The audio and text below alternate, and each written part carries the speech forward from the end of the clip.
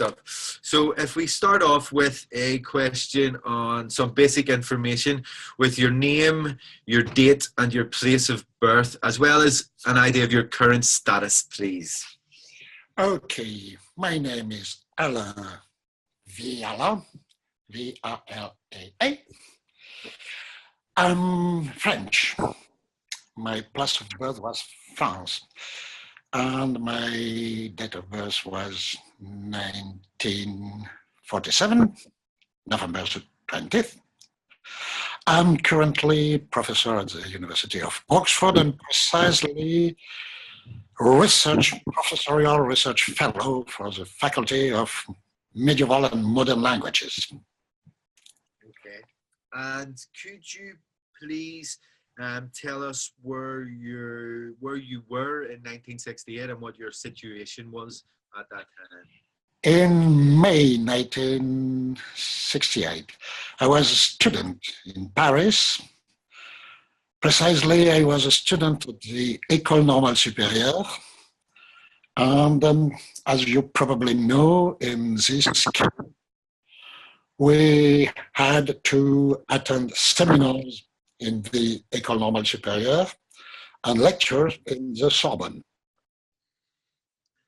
Is that enough to give you? Yes, that's fine. We'll get into the details as we work our way through. Starting data, yes.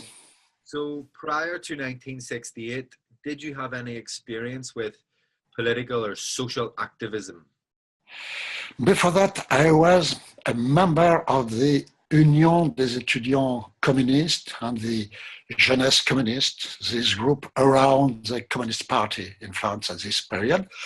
And I started with participating, before reaching the École Normale Supérieure, in the Comité Vietnam. You have probably that in your facts. And then when I was in the École Normale Supérieure, I left the Jeunesse communiste. And the reason for that was because about the Vietnam War, the Communist Party had a motto which was Paix au Vietnam, peace for Vietnam. And we were some thinking that the best motto should be Vietnam vaincra, victory for the Vietnamese.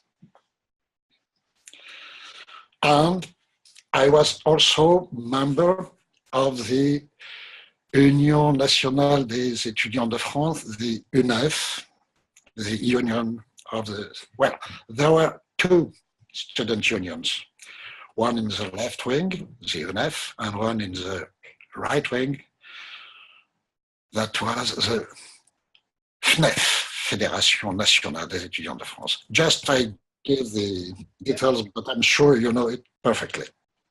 Yes, no, it's good to have the details because we're hoping to use this information for people who are perhaps less informed about the period too. So don't be afraid to say things that you think I may already know. So would you describe yourself as very, very active politically then in the run-up to 1968? No, medium level. I was interested on, but I was as well dedicated in sport and literature and cinema. And well, politics was a part of that. And I have to say immediately that May 68 has been for me the starting point of a more deeply implication in political life. We'll come back to some of that later on, perhaps. Was there any sign back then that something was coming, or was this a surprise to you? Surprising, partly. It was before that a long period with various protests and various meetings of the Comité Vietnam, I say a minute ago. But beginning of May, the protest when some students were excluded from the university took immediately a so strong and even partly violent aspect that was for me partly surprising, yes. And we often discuss how this was a period whereby internationally there were many things going on, were international issues of considerable importance. You've already mentioned Vietnam, but were there any other international events? Not precisely from my point of view. At this moment, at the beginning of May, it has been something important in the following year, but not at the beginning. Okay. And what about culturally, in terms of music, fashion, intergenerational change? Was that something that was important at the time? Yes, it was, as you know, for instance, in France at this moment, in my area at least, time when Dylan was something significant. But it was just, once again, a sort of, for me, a sort of starting point. It was not a deep root of these events. Okay, no problem. So can you discuss how you started to become involved or experience the events themselves and how that all kicked off? From this point of view, I think I have to give a part of narrative with two different aspects. One was proper the student life. When the protest started, we have been, after a few days, in front of matters about what will be the end of the year and the exams. That was one side. The other side was mainly the idea of freedom of expressing our views, and as you know, the fight with police have been immediately violent. And I was, as a member of this union, member of what is called in French service d'ordre. It means people in charge to protect the protest. And it was during 1 week or 10 days, a serious business. It was, well, the main part of my activities during the day to prepare the protest and to organize with, flyers, with contact with other people. And it has been important until mid-May. After mid-May, I've been for 10 days sent as a sort of mission, because I was in the École Normale Supérieure, and you know the French system, École Normale Supérieure supposes a competition, and people around the country are preparing this competition. And there was a gap between our views in Paris and what was happening in the various other part of France. And I'm from the south of France, and I've been sent with a friend of mine in a mission to convince the other students in Toulouse to stop attending lectures, to organize protests, and to organize a strike. And during 10 days, I was traveling, and it was a bit complicated because we went there at the beginning. It was around 16 or 17 of May. And then a few days later, we were driving, actually. And a few days later, all the gas pumps were closed. And then to reorganize the way back to Paris has been quite difficult. And when I'm back in Paris, a lot of things were totally different.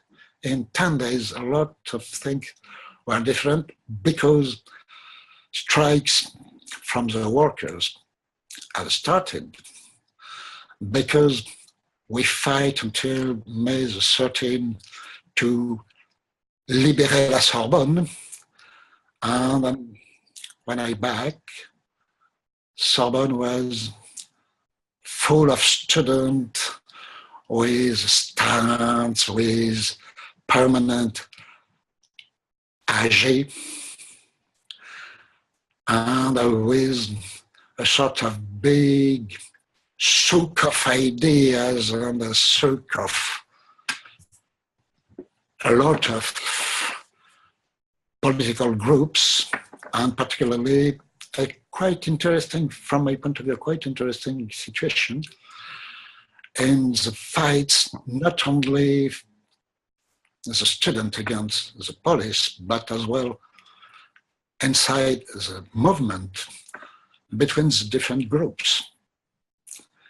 And it was a sort of stupor of different view, particularly the traditional communist student organization, the Trotskyists, and what was called the pro-Chinois, themselves divided between the real traditional Maoists and the new Maoist called Mao Spontex in our argotic way.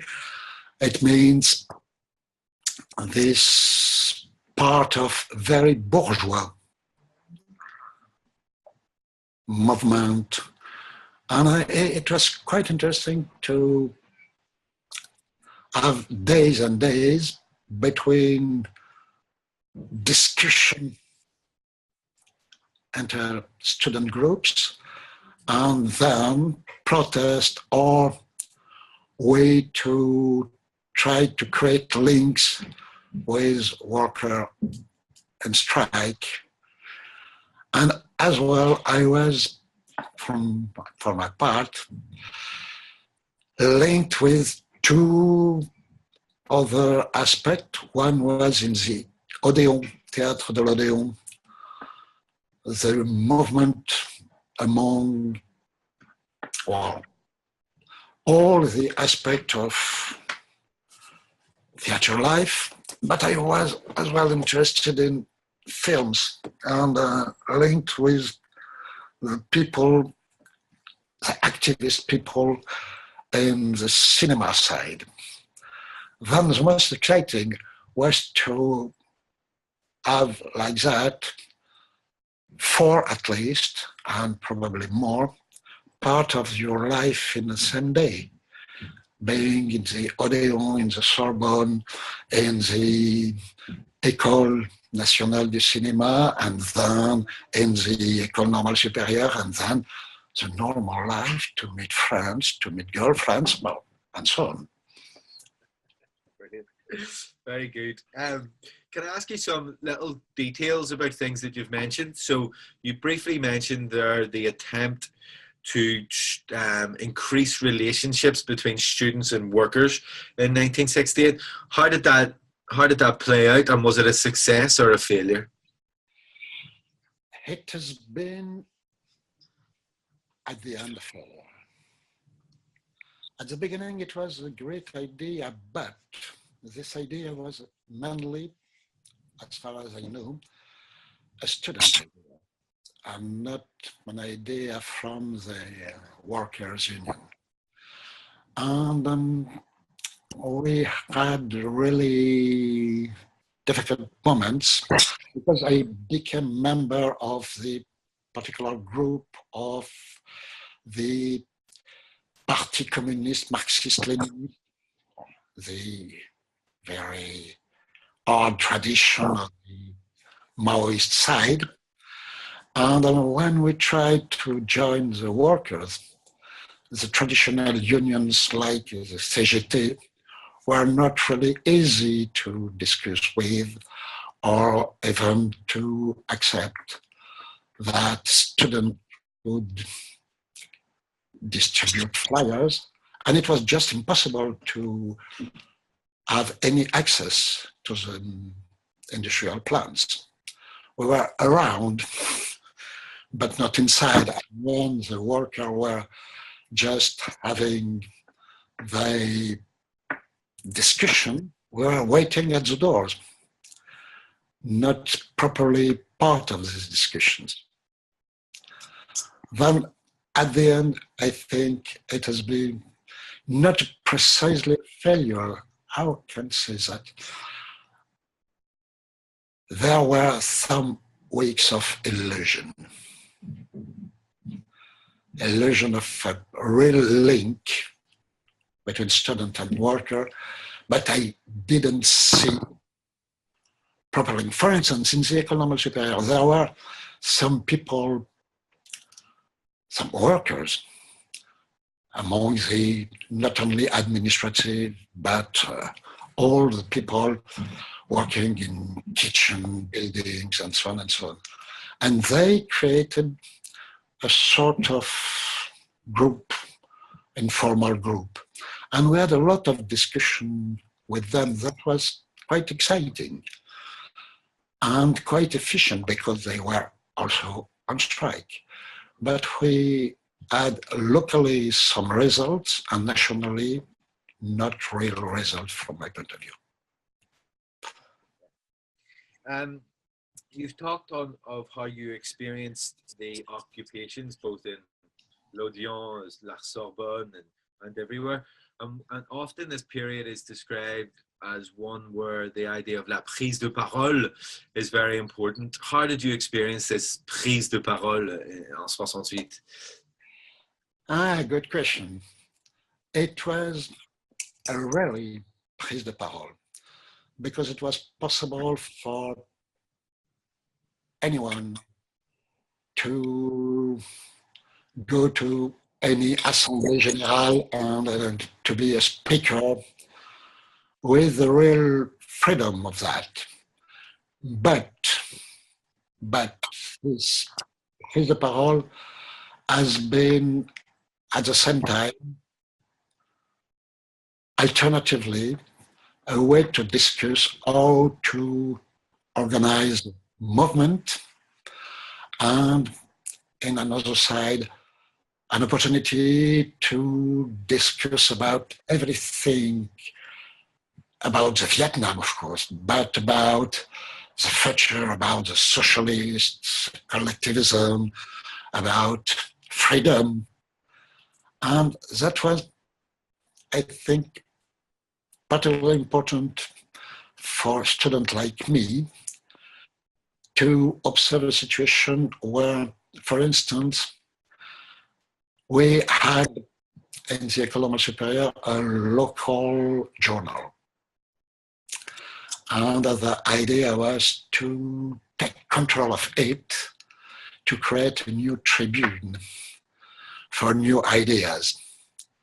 And this plan to have new places for expressing our view was a really important experience, yes.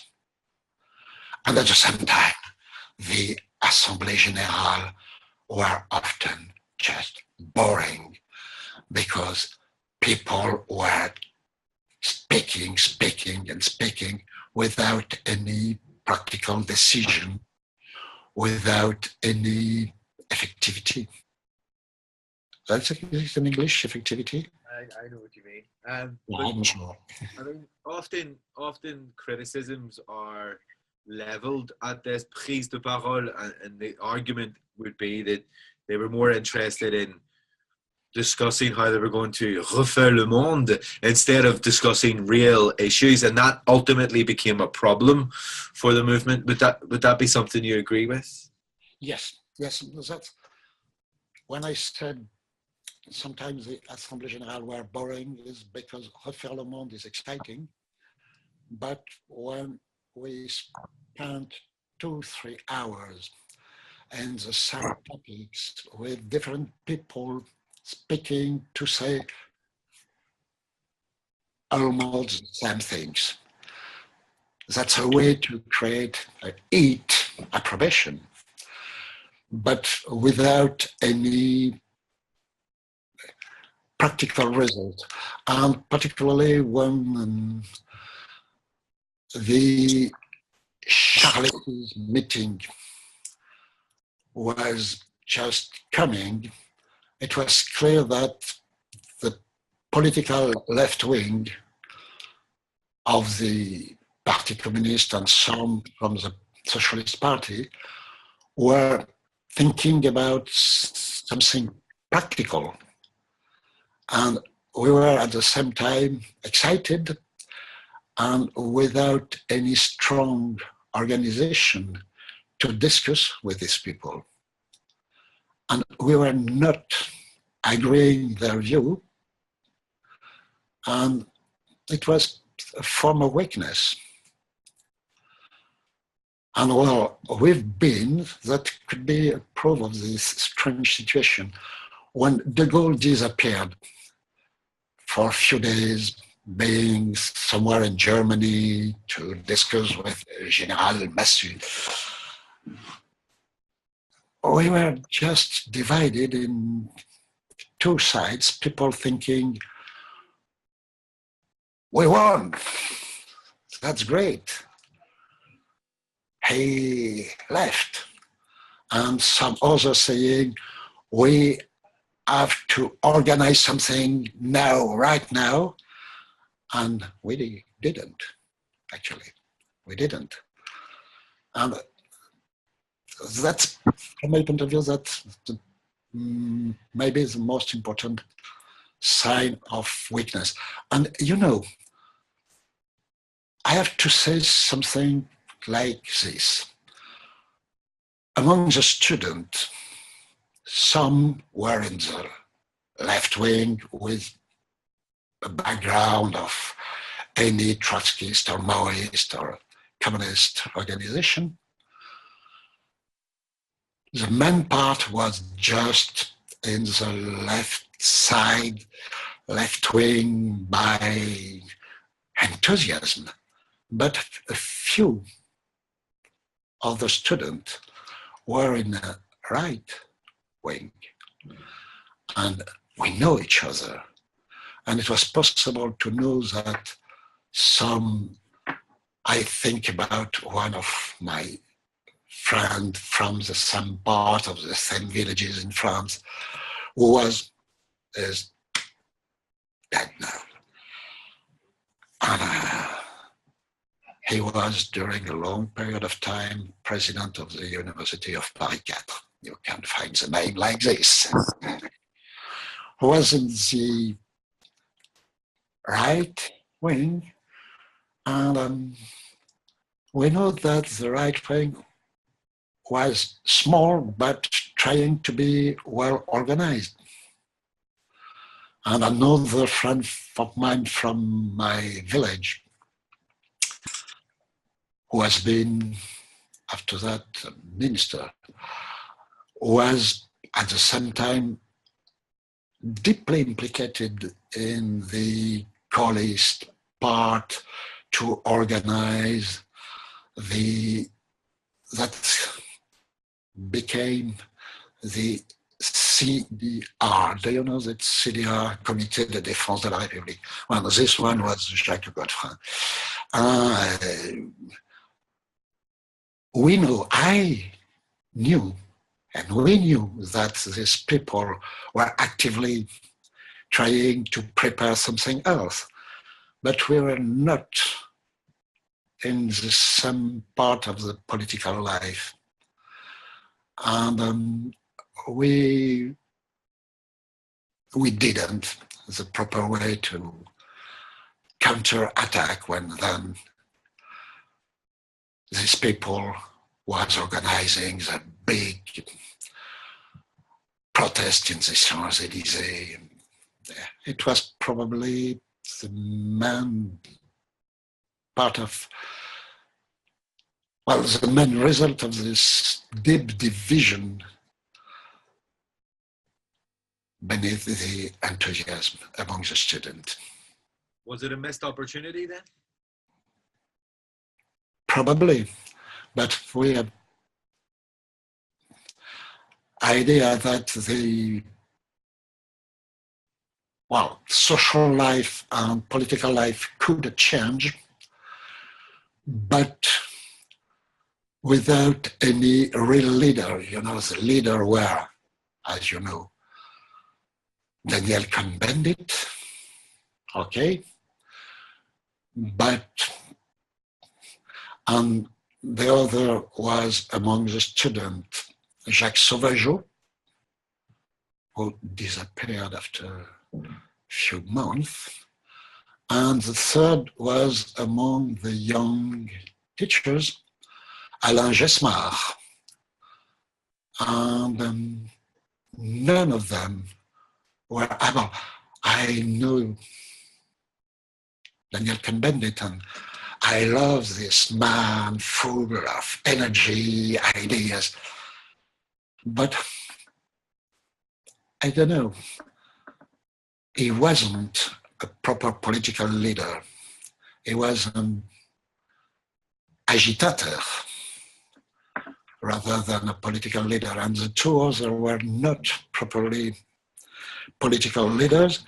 And among the leaders, most important has been probably Michel Rocard. And Rocard has been enabled to take control of the Socialist Party, or he created the Parti Socialiste Unifié, PSU, but the PSU was never a real important political party in France. Then it has been a huge part of energy without any proper leader, neither a program, a real political agenda. What did you think? What's your assessment of the political elite in 1968? Whether it's De Gaulle, Pompidou, Mendes France, Mitterrand, what do you think of the way the politicians dealt or did not deal with 68? And that's a pretty good question. I think that, according to my experience, we have to take into account that May 68 came very few years after the Guerre d'Algérie. And De Gaulle, Pompidou, but as well Mitterrand were deeply implicated in the business of the Guerre d'Algérie, and they had a huge experience of protest, of war, of political coup, particularly De Gaulle made a clearly political coup, and I think they were able to consider 68 as a social crisis rather as a political crisis. I remember I lost my voice in May 13 because I was in charge as a member of the UNEF Service d'Ordre to launch the motto De Gaulle responsable. And it was the anniversary of the coup of the May 13. And during a couple of hours, I was shooting De Gaulle responsable. Thousands and thousands of people before the fight during the walk were responding de Gaulle responsable. In this case, we were shooting about a precisely political question: how to get out the General de Gaulle, and without any proposal to put any other people in the same functions. And as you know, Mitterrand and Mendes France were at this period of the French history largely discredited after the guerre d'Algérie and their strange implications in the Fourth Republic. Then it was a sort of empty place, if I can say that.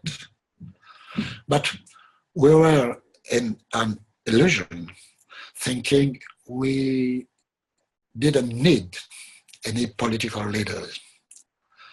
And I was full, and I'm still full of enthusiasm about the idea of conseils ouvriers et étudiants, and to have a new way of organizing social and political life. For a part, I was thinking during this period, and I'm still thinking often of that, at the Commune de Paris. And when de Gaulle disappeared, it was like in the 19th century Commune de Paris. Paris was full of people deeply enthusiastic for the revolution, and the power was who knows where. But it was just few days or few weeks. Would you describe 1968 as a violent revolt? No. Why not? Violent protest, but not violent revolt. Okay, so what would you say about the violence, the level of violence in 1968? We didn't use weapons. We didn't use guns. And, we were in France. I'm from a family of poor peasants in the south of France. And as my family, as other family, have been in 1943, 4, 5, linked with the resistance. There, you can see a lot of old barns, old cellars, some old guns. And we know there are guns. We know it was possible to have these guns. We know it was possible one day to use it.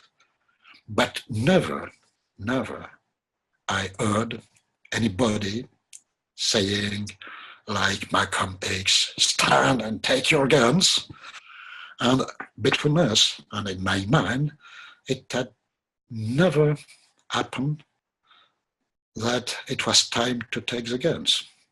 In this case, it was protest rather than proper revolt, because a proper revolt has to become a revolution, and to have any revolutionary situation, you need to use, well, more or less military or paramilitary actions. Particularly at this period, do remember that the creation of the CRS was quite recent. And it was precisely the Compagnie Républicaine de Sécurité, the military police, to fight against any sort of revolt. And they were able to have guns. We didn't. We didn't take guns. It was not a revolution. The idea was to change the world rather than to take the power. The idea was to create a new way and form of power rather than take, well, I don't know, the Élysée, the Place Beauvau, and Matignon. How important was the international aspect at the time? Were you aware that this was happening elsewhere, that there were other countries experiencing similar type of revolts? I said I was not really well informed about what was happening. Well, were some images and ideas circulating. I quote Malcolm X, and we were full of admiration for what was happening in the US. We know some people who are in France as refugees fleeing the Vietnam War, some American people refusing to be soldiers in Vietnam. We have this sort of contacts, but the idea that the world, the entire world was able to change was not clear. The idea was that the Occidental part of the world was not ready to change deeply. And the hope was from the East, China, Vietnam, rather than from the state. Because the state were important as images. We are very few interested in what happened in the UK or in Germany. I don't know why, but I was not well informed about that. That's fine.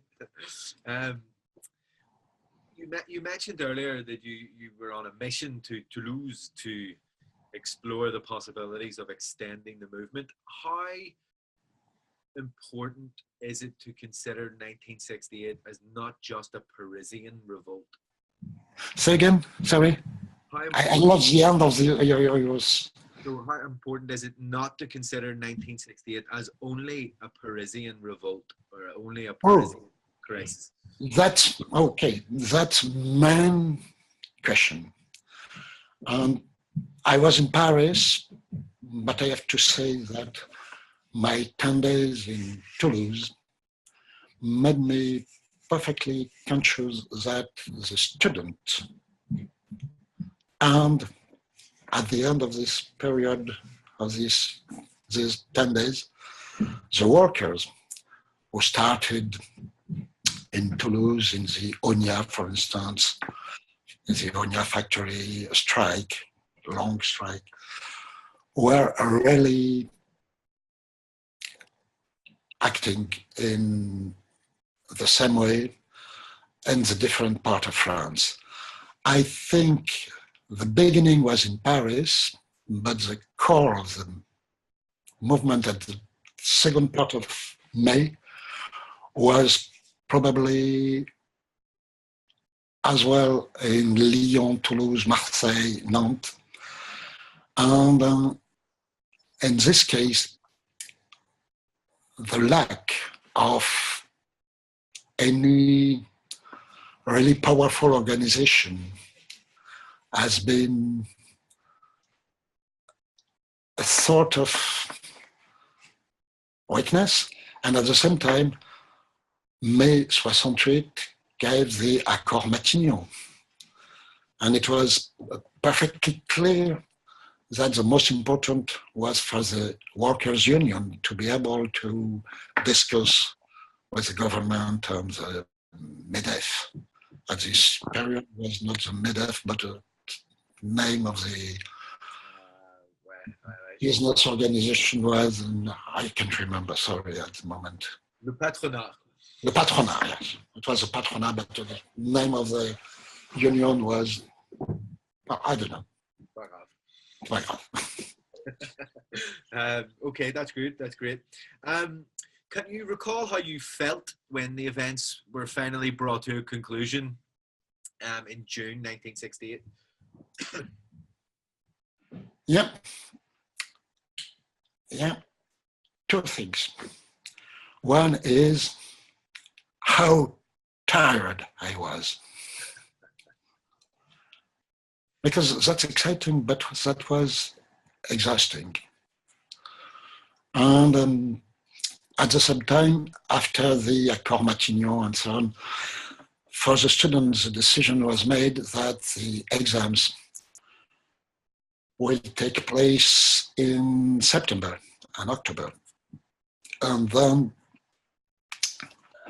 you know, if you're a student in the École Normale Supérieure in the French system, as you probably know, you're at the same time a civil servant. You receive a salary. And if you're failing your exams, you're losing this salary. Then to be on strike was a real strike, losing money. But afterwards, the question of how manage my exams was a real question, and I needed this money.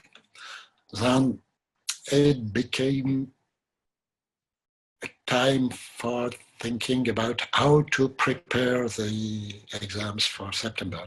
At the end of June, it was the beginning of the thinking of that. But at the same time, it was the beginning. I said, from my point of view, May 68 was rather a starting point. And I've been during years and years and years, and I'm still partly committed in various ways. And it was the beginning of another way of intervention. For instance, I started in this June 68,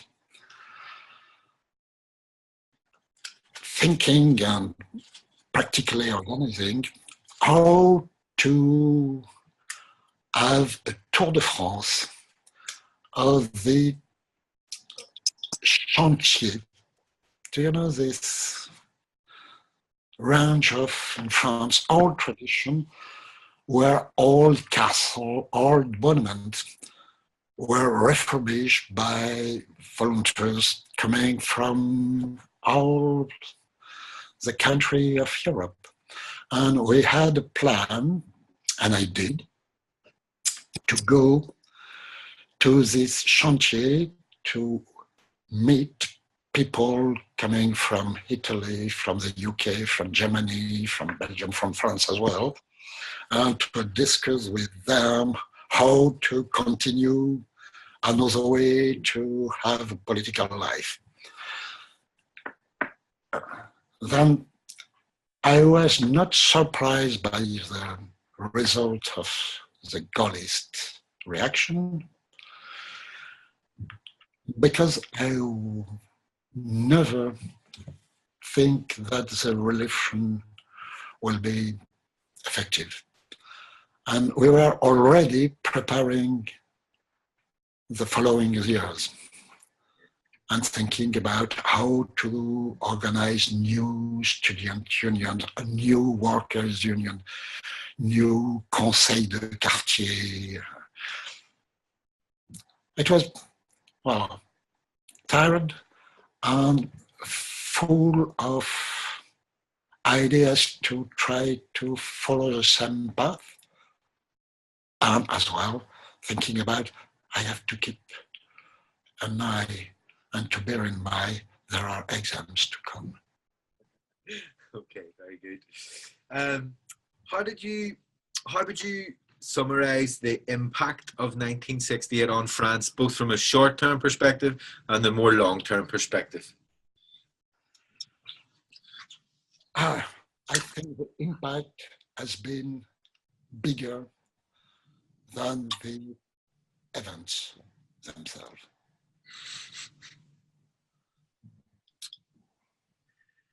According to my experience, I've been, as I said, deeply involved in various ways, and the town following years and more after that.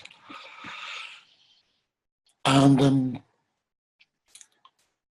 it was because the ideas, but as well,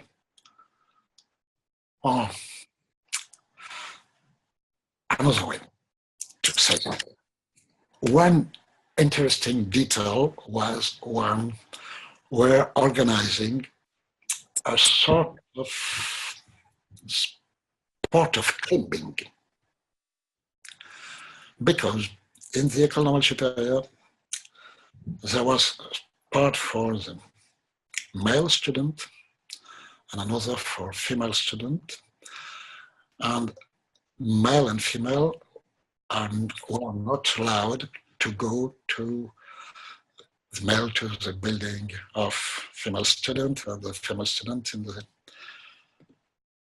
male student building. And one day we organized a climbing action to go inside the female student building through the windows, not through the door, but symbolic action. And it's just a detail, but after that, the social and sexual life was changed. And it was obvious that it could be a way to circulate and to have sentimental, romantic, or sexual life differently. And I think the impact has been in the everyday life, as well as the political action, a deep one. And as well, I think if you just take a sort of demographic view, May 68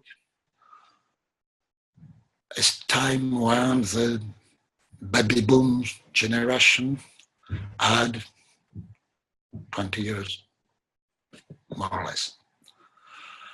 And it was a sort of time for this generation to put in the framework a style, ideas, way of life. And it has been during 20 years something important. For instance, in the educational part of the French national life, it has been a way to give a strong acceleration for more students, more people in the, what is called in French, the long cursus, and to give possibility for the children from the worker class to have more seats in the lycée and the university. That's been a real new framework. As I said, my feeling is that the impact in the next 10, 20 years has been bigger than the event itself. Good. How would you summarize the impact on you personally? Well, I spent, well, how I can say that in a word, 10 books. I've published more or less 10 or 12 books. I think without May 68, I probably published 10 or 12 more. Because when you're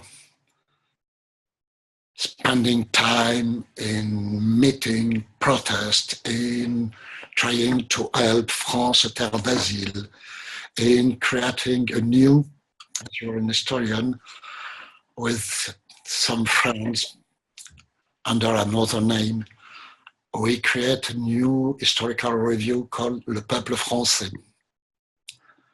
who has been a quite successful journal. And then when you're working in this part, and I said working because it's as well a work, is in this part of sort of vie militante, you're a bit late in your research for your PhD and to publish your books and so on and so on. But I don't regret at all. I don't regret at all. On the contrary, I think it's more important to have this sort of real implication. Now, as important, this implication is as important than the traditional academic implication. And at the same time, it changed my academic implication. You're not thinking on the same problems, you're not thinking on the same implication. You're more dedicated to try to change even the research. Have a look on this Peuple Français. I will. Just another couple of questions because I'm conscious of time. Okay. So as someone who experienced the events, and because you're French as well, I would assume that you have been keeping an eye on how the story of 1968 has been told over the years. Yes. And how it has changed and evolved and what the dominant narrative around 1968 is today. How accurate do you feel the dominant narrative is? Do we need to challenge that dominant narrative? There are two steps, I think. You probably see this book published by Alain Viala and Gilles Ragache, Mm-hmm. close friend of mine. Okay. And that was the first trend. Today, the dominant narrative is that I said it was an illusion. And when I say it was an illusion, I'm not entirely comfortable because that's the dominant narrative. And I think I said as well, it was a starting point. And my feeling is I don't agree it was an illusion as a narrative. I think the fact was in May, June 68, to change the life, changer la vie, was a beautiful illusion. To change the power was entirely an illusion. But historically for me, it has been a starting point of a new way of thinking or being part of the social and political life. And I think in the last maybe 10 years, the idea of the illusion is to, how can I say that? Is a way to put Mai 68 dans les poubelles de l'histoire. And I don't agree at all with this historical bin. I don't agree at all. I think as a starting point, that's my way to summarize. Okay. Great. I don't disagree. So one last thing. if you had to summarize 1968 in 30 seconds, how would you do it? Let me 30 seconds to think about.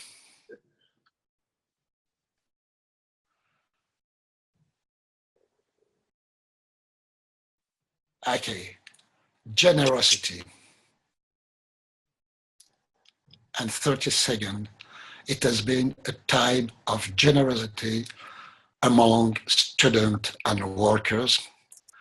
And this generosity s'est fracassée contre le mur d'argent.